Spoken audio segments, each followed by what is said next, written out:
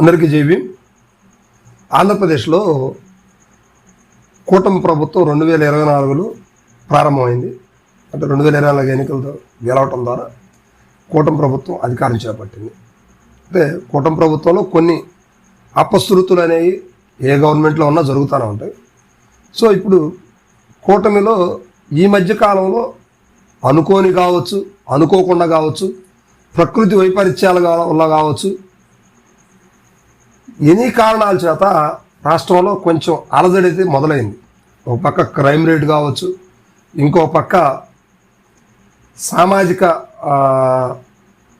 సేవ అనేది లేకుండా కొంచెం పార్టీ ఎంత ప్రయత్నించినా కూడా పార్టీకి వ్యతిరేకంగానే కొన్ని కార్యక్రమాలు నడుస్తూ ఉన్నాయి.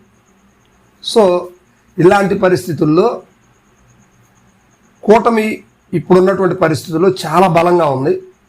పార్టీని ప్రశ్నించడానికి కూడా కొంతమంది వైఎస్ఆర్సీపీ నాయకులు కావచ్చు, మిగతా పార్టీలు చిన్న చిన్న పార్టీలు వాళ్ళు కావచ్చు, కొంచెం భయపడతానే ఉన్నారు. ఎందుకంటే అరెస్టులు చేయిస్తారేమో, దాడులు జరుగుతాయేమో అనే విధంగా కొన్ని ప్రెస్ కూడా, మీడియా కూడా ప్రశ్నించడానికి భయపడుతుంది. కానీ ఆంధ్రప్రదేశ్లో కూటమి ప్రభుత్వాన్ని నడి రోడ్డు మీద నిలబెట్టి కడిగి పారేస్తున్నటువంటి వ్యక్తులు ఇద్దరున్నారు. వాళ్ళిద్దరే మనం రోజు సోషల్ మీడియాలో చూస్తూ ఉంటాం. ఒకటి మొదటగా లిబరేషన్ కాంగ్రెస్ పార్టీ వ్యవస్థాపక అధ్యక్షుడు, మాజీ కలెక్టర్, దళాధిపతి GSRK Vijay Kumar, IAS retired. So ఈయన ప్రభుత్వాన్ని కూలంకుశంగా పరిశీలిస్తూ ఓవైపు రాష్ట్రంలో జరుగుతున్నటువంటి దాడులు కావచ్చు, అన్యాయాలు, అక్రమాలు, కబ్జాల విషయాల పట్ల పూర్తి స్థాయిలో అనాలిసిస్ ఇస్తున్నారు. ప్రజలకి వైఎస్ఆర్సీపీ ఇచ్చేటువంటి ఫీడ్బ్యాక్, వైఎస్ఆర్సీపీ ఎదుర్కొనేటువంటి విషయాలను కూడా వాళ్ళు పక్కనే ఉండిపోతున్నారు. వాళ్ళు అడగడానికి భయపడుతున్నారు, వాళ్ళు మాట్లాడలేకపోతున్నారు. ఈయన మాత్రం ప్రభుత్వాన్ని కడిగి పారేస్తా ఉన్నారు. సో ఇదే విధంగా రెండో వ్యక్తి జై భీమరావు భారత పార్టీ అనే పేరుతోటి ఈయన కూడా ఒక పార్టీ పెట్టినటువంటి వ్యక్తి, మాజీ జడ్జి జడా శ్రావణ్ కుమార్ గారు. సో ఈయన కూడా కూటమి మీద విరుసుగుపడుతూ ఉన్నారు. ప్రతిరోజు ప్రెస్ మీట్ల ద్వారా కూర్చొని ప్రభుత్వంలో వైఫల్యాలన్నిటి గురించి కూడా పూర్తి స్థాయిలో ప్రజలకి విశదీకరించి మాట్లాడుతున్న పరిస్థితులు ఉన్నాయి. సో ఇప్పుడు వీళ్ళిద్దరు కూడా రాష్ట్రంలో మీడియా ముఖంగా ప్రభుత్వాన్ని నిగ్గుదీసి మాట్లాడుతూ ఉన్నారు, అడుగుతూ ఉన్నారు. సో ప్రజలు కూడా వీళ్ళ మెసేజ్ పట్ల చాలా అవగాహన కలిగి ఉన్నారు, చాలా ఇంట్రెస్టింగ్గా ఉన్నారు. సో ఇలాంటి వ్యక్తులు రాజకీయాల్లోకి రావాలంటూ కొంతమంది కామెంట్స్ చేస్తూ ఉన్నారు.